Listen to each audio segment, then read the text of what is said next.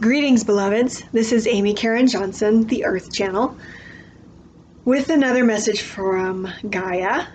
And this is the third in a series about clearing the chakras as they are spoken of in human design.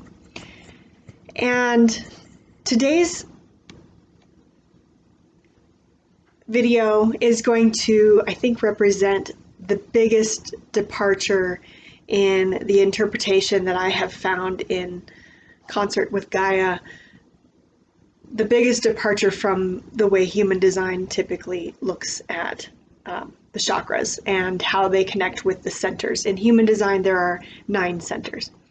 Again, if you would like to run your chart first so that you can sort of see what I'm talking about in relation to you and your natal chart, you can go to many free sites that you can search for on the internet, search for human design free chart. The one I often recommend, with which I have no affiliation, is humandesignamerica.com/chart. And so we're going to talk about the solar plexus today. And as that relates to human design, my interpretation and the interpretation I have gotten in communication with Gaia, Mother Earth, is that we actually have 3 different centers in human design that relate to the solar plexus. And one of the main reasons I believe this makes sense is that the solar plexus has been called, not just in spiritual communities, but even in physical and medical communities, the second brain, because we have so many nerve endings in this area.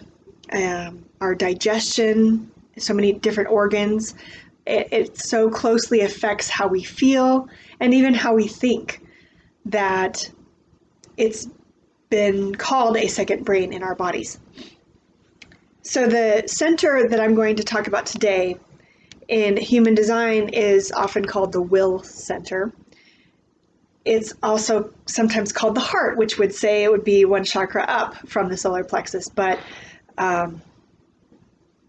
I believe the other name for it, the ego, is actually more appropriate, as it's the word I associate most with the will center, or this particular, it's the triangle, and if it's defined in your chart, it's going to be red. If it's not defined, it's going to be white, and it's the smallest triangle as opposed to the 2 on the side, the spleen and what they call in human design the emotional center, or the solar plexus. Though all 3 of those, I believe, are related to the solar plexus chakra in the center of our bodies. They're just different expressions of it. The will center and the ego center, the small triangle as it appears in human design, the word I associate most with it is power. So I'm going to talk about power today, and the power of love and divine will, which I would say is basically synonymous with love, versus power in the physical world, or the world of duality. But first, I have a poem for you. Love is the answer, love is the cause, love is the effect, love is the incentive, love is the reward, love is the way, love is the destination. Love protects, love strengthens, love cleanses, love grows, love sustains. You are love, I am love, we are love, we are one. Love is one, love is blessed, blessed are we in love. I love you, so be it. So to talk about the will center or ego center as it relates to the solar plexus, and in my interpretation, and power. Anyone who has a defined will center, that red triangle as opposed to white, the smallest triangle, anyone who is a manifestor type, and it will say that on your chart if you run it, anyone who is a manifesting generator type, which that is my natal type, manifesting generator. All of those, you'll notice, well, the 2 types have the name manifesting or manifestor in it. obviously somewhat related. The will center is a motor center, so it does have some energy to it. It's not as steady of an energy as the sacral center, which is what gives us the name generators, or the type generators, and we talked about that last week. The will center is more initiatory, and so that would be consistent with the strategy for manifestors, which basically has to do with informing people when you want to initiate something. And there can be all kinds of things that might or might not be appropriate for you to initiate, but the paradigm that is associated with this, that you may hear Ra talk about in YouTube videos, the founder of human design, is that of manifestors being the rulers. And you can see how that would be associated with power. However, this is the old paradigm, and even Ra acknowledges that this is changing. And he even acknowledged that he was probably not going to be around to see it fully change. And sure enough, he is not around in that physical form anymore. So I believe it is changing. I don't think we're complete in that transition yet, but we can look back in history, and even with rulers, we can see that there were benevolent ones and malevolent ones, not so good rulers that exerted their power over people with malintent, without any concern, or without enough concern for their well-being, for the common good. So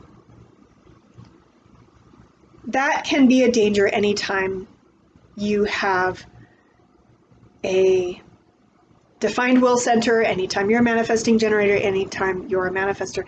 But what happens with these people typically, often, unfortunately, in childhood, is that they feel this power and they want to express it, they want to play with it, they want to try things out, try their power, see what they can do in childhood, but they're asked and expected to be obedient, which can be harder for those folks to do, just to be obedient and to blindly follow. It can be a little easier when you know the reasons for certain rules or for certain types of obedience.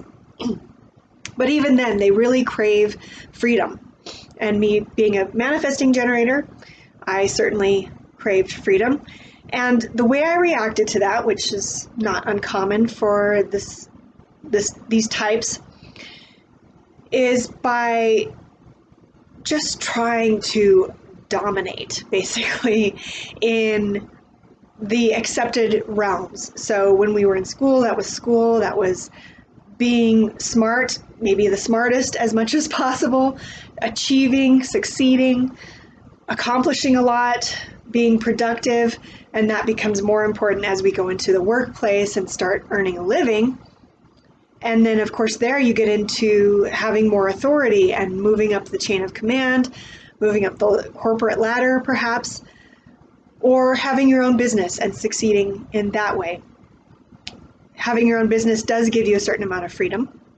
I did try having my own business, and it was challenging, for sure. And I came to see the blessing of working for other people as well. It can be really hard to have a happy medium sometimes. Even as much as you might be able to prove yourself as an expert in a certain field or multiple fields, there's this sense of competition quite frequently, where only one person can be really at the top. And so if it's not you, then you're expected to be obedient and submissive, and just oftentimes follow blindly, excuse me, without often knowing the reason necessarily. Sometimes we do know the reason, and other times the reason is simply just so that we can continue to get a paycheck. So when you get into that mode of just trying to, it's kind of like trying to break free, trying to say, look, I am responsible. I am capable. I don't need any heavy-handedness over me, insisting that I be obedient. You're trying to prove that you can take care of yourself, that you have good ideas, and that you're capable of having and handling authority so that you can have that freedom. But sometimes when you get into that mode, you can get into a place of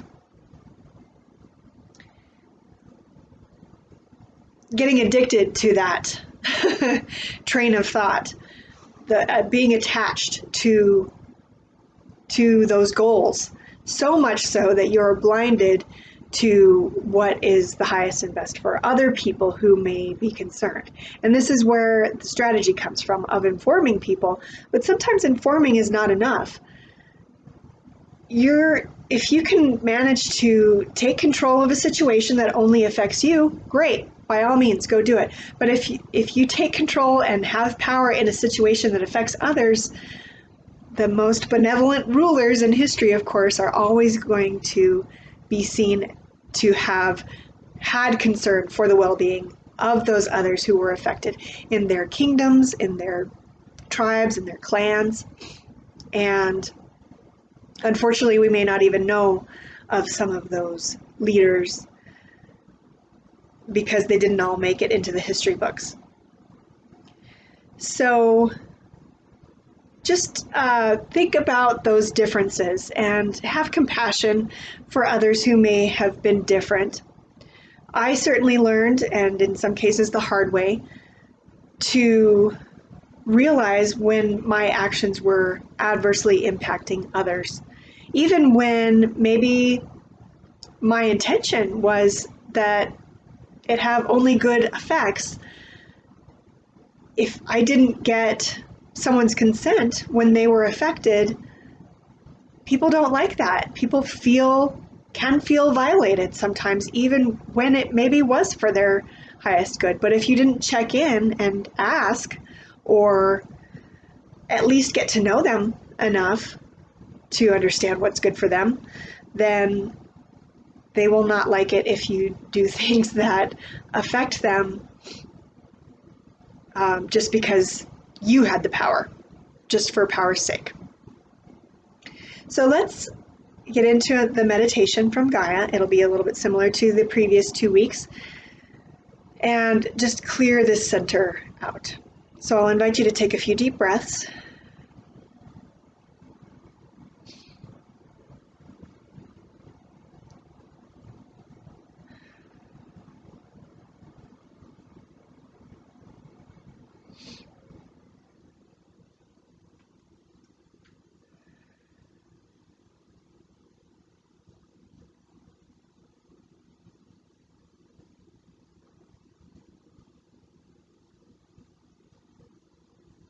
And let's just pull back any fragments of ourselves that we may have put out there trying to prove ourselves, prove our value, prove our worth.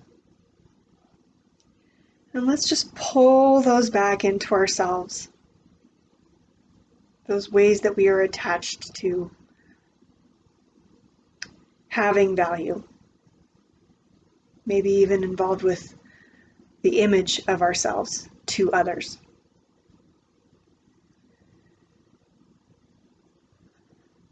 Breathe into that solar plexus center.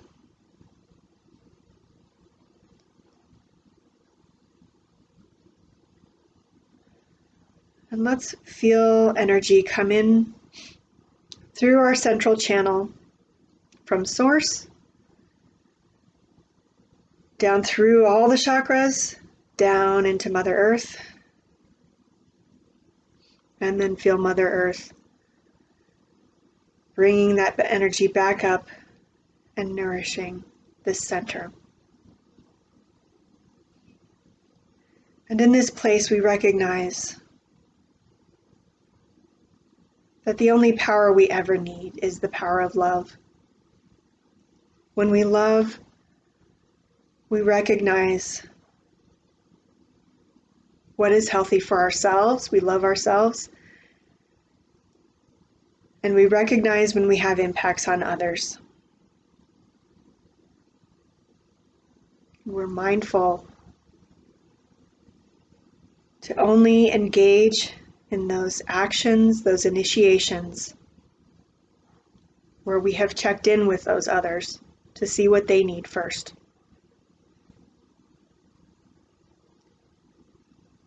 Or those actions and initiations that affect us alone.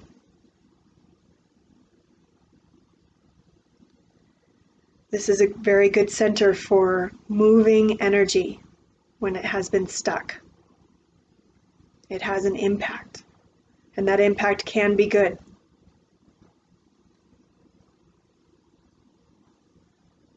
The way for us to ensure that those impacts are for the highest and best for all concerned is to get into that flow and let that energy move through and with Source and through and with Mother Earth.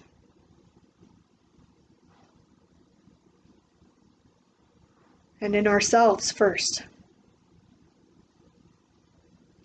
And then once we begin to feel that flow, we can then expand. And the one way that it's always okay to expand, to act,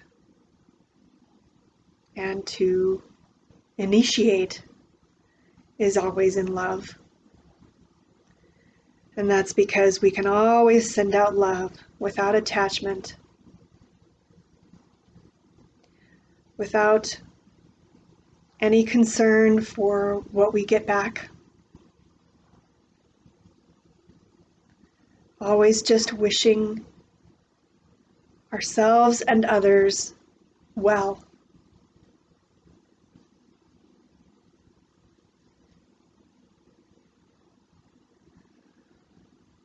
One more deep breath. And really let it just expand out as far as it can go. Around all of Mother Earth even.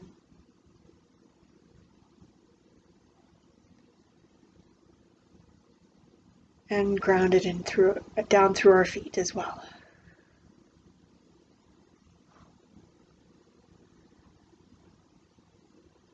And always remember, you can always check in with your infinity breath of breathing in, bringing it down into your belly, out, up through the top.